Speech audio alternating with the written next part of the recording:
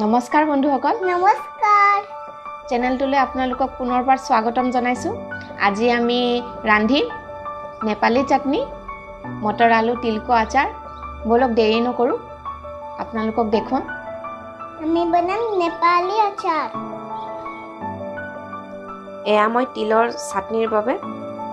সৰু এবাটি তিল এবাটিতকৈ অকণমান কম লৈছো এবাটি সিজাই লোৱা মটৰ এয়া মিহিকে কুটি লোৱা পিয়াজ চাৰিটা জলকীয়া লৈছো অকণমান ফালি দিছো এয়া সিজাই লোৱা এটা ডাঙৰ আলু আৰু নেমু লৈছো এয়া খুন্দনা লৈছো মই তিলখিনি খুন্দিবলৈ তিলখিনি ভাজিবলৈ মই এতিয়া কেৰাহী এখন গৰম কৰিম কেৰাহী গৰম হ'লে মই তিলখিনি দিম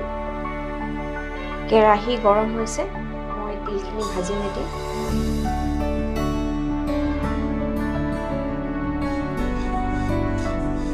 এক মিনিট সময় মই মধ্যম জুইত ভাজিম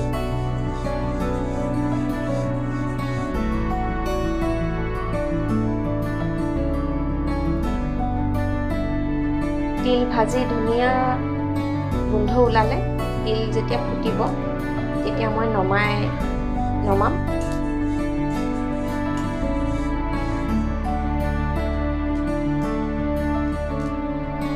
তিল ফুটিছে আমাৰ এতিয়া গেছটো বন্ধ কৰি দিম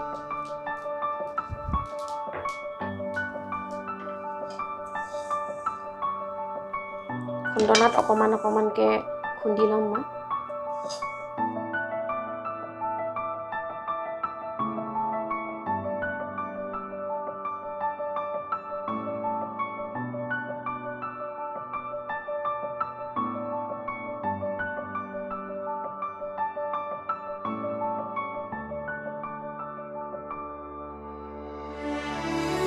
আমাৰ তিলখিনি খুন্দি হৈ গৈছে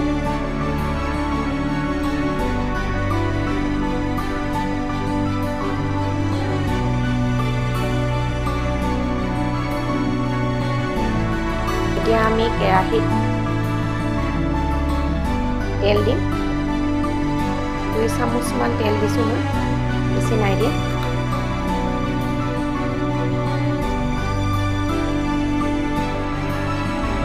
তেল গৰম হৈছে আমাৰ এতিয়া পিয়াজ দিম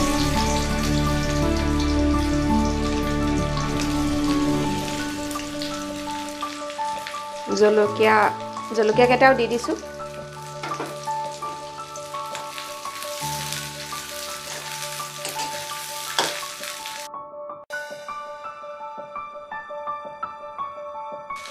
বাদামী ৰং হোৱালৈকে ভাজিব লাগিব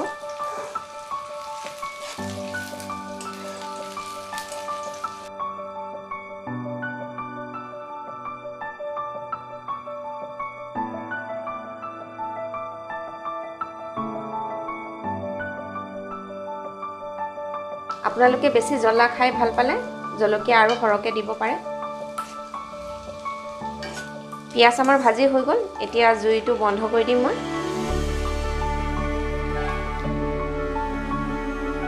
ভানি আহা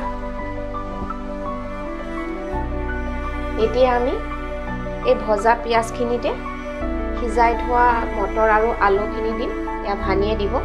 সহায় কৰিম বুলি কৈছে তাই মোক দি দিয়া তুমি ঢালি দিয়া দি দিয়া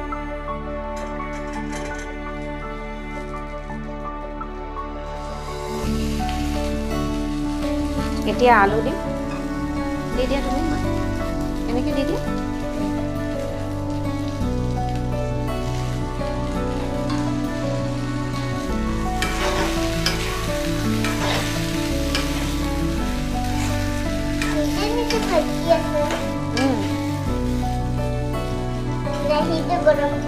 এতিয়া আমি তিল গুড়িখিনি দিব লৈছোঁ এইখিনি ভানিয়ে তিল গুড়ি দিব খুন্দি থোৱা তিলখিনি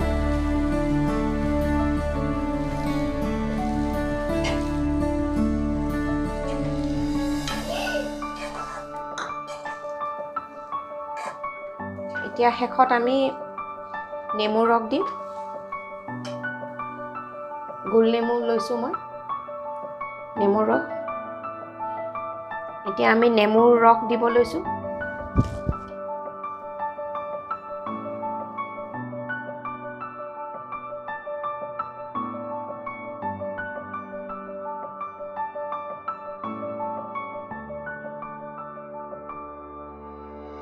এতিয়া আমি ভালদৰে মিহলাই দিম গোটেই বস্তুখিনি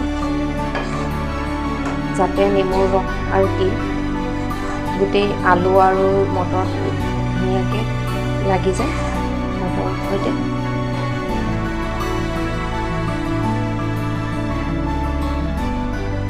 নেপালী খাদ্য সম্ভাৰৰ ভিতৰত মোৰ এটি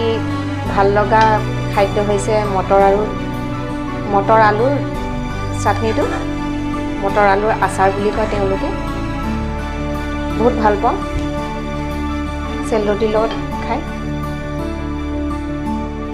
এতিয়া আমি নিমখ দিম দি দিয়া মই আলু আৰু মটৰ সিজাওঁতে নিমখ দিছিলোঁ সেইকাৰণে কমকৈ দিম জোখমতে দিব দি দিয়া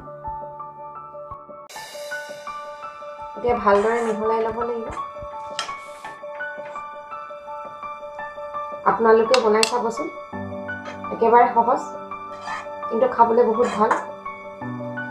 তিল আমাৰ স্বাস্থ্যৰ কাৰণেও বহুত ভাল সুপাৰ ফুড হয়